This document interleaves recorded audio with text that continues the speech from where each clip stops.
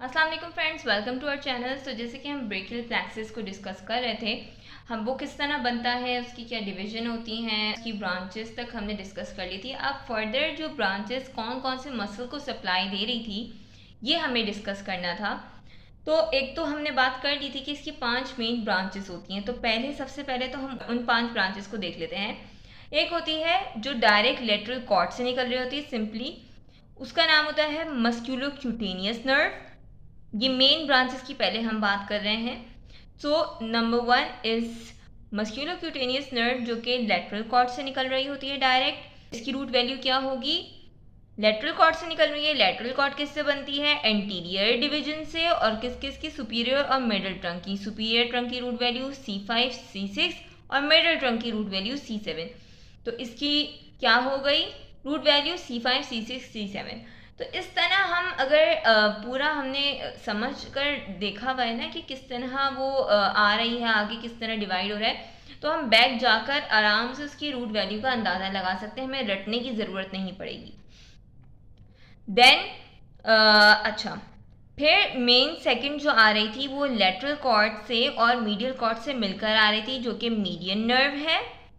Okay, इसकी root value क्या होगी? अगेन उसी तरीके से आप जहन में रखिएगा कि ये इन दोनों की सुपीरियर और मिडिल ट्रंक की एंटीरियर डिवीजन से मिल रही थी। C5 C6 C7 हो गया। और इसके अलावा ये मीडियल कॉर्ड से भी आ रही थी इसकी ब्रांच। तो मीडियल कॉर्ड एंटीरियर डिवीजन है इसकी इंफीरियर ट्रंक की, उसकी रूट वैल्यू क्या हो गई? C8 T1। तो इस तरह आपने देख लिया। तो इसकी रूट वैल्यू क्या आ गई? C5 C6 C7 C8 T1। अच्छा, देन हमने देखा तीसरी जो मेन ब्रांच थी, दैट इज रेडियल नर्व, जो कि किससे आ रही है? डायरेक्टली पोस्टीरियर कॉर्ड से। चौथी एक्सिलरी, डायरेक्ट वही पोस्टीरियर कॉर्ड से एक और मेन ब्रांच निकल रही थी एक्सिलरी नर्व की। तो पांचवी ब्रांचेस अल्लर नर्व, जो कि डायरेक्ट मीडियल कॉर्ड से निकल रही थी। तो ये हमने 5 मेन ब्रांचेस डिस्कस कर ली।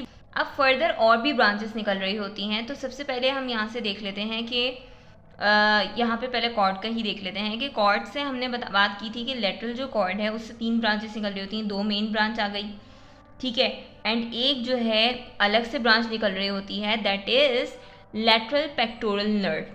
ठीक है, लेटरल पेक्टोरल नर्व हो गई। फिर हो गई पोस्टीरियर कॉर्ड। पोस्टीरियर कॉर्ड से 5 ब्रांचेस निकलती थी। 2 तो मेन आ गई, ठीक है, मेन ब्रांच। उसके अलावा 3 और ब्रांचेस निकल रही होती थी। इसका नाम मैंने नीचे लिख दिया है नंबरिंग के हिसाब से, 3 4 5, ठीक है। सो एक तो इससे निकल रही होती थी अपर सब स्कैपुलर नर्व, दूसरी निकल रही होती है थोरैको डोर्सल नर्व, एंड फिफ्थ जो होती है दैट इज लोअर सब स्कैपुलर नर्व। अपर सब स्कैपुलर, लोअर सब स्कैपुलर एंड थोरैको डोर्सल, 3 और मज़ीद इससे ब्रांचेस निकल रही होती हैं। इसके अलावा हमने मीडियल कॉर्ड से देखा। तो मीडियल कॉर्ड जो है उसमें भी 5 ब्रांचेस निकली होती हैं। एक ये मेन आ गई और एक लेटरल कॉर्ड के साथ मिलाकर इसने main the.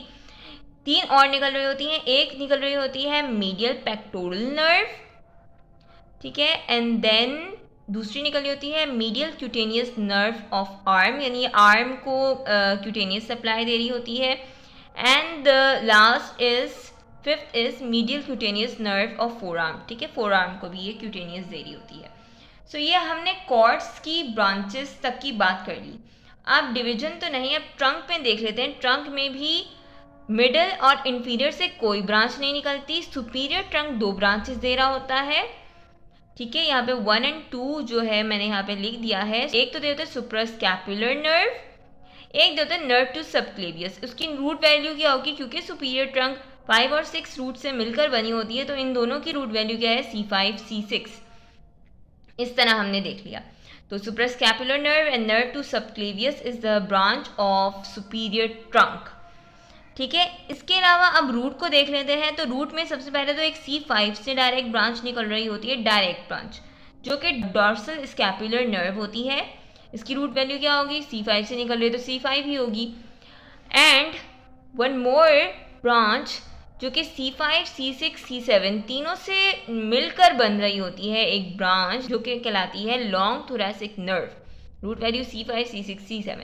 So these are all the branches. यहाँ पे मैंने बाकी ब्रांचेस लिख दिए क्योंकि फिर वो बहुत कंजस्टेड हो जाता। एंड ये ऊपर जो हमने बना दिया है। So these are all the branches and everything related to the brachial plexus. Hope you like this video. Kindly subscribe to our channel and share it with your friends. Thank you so much.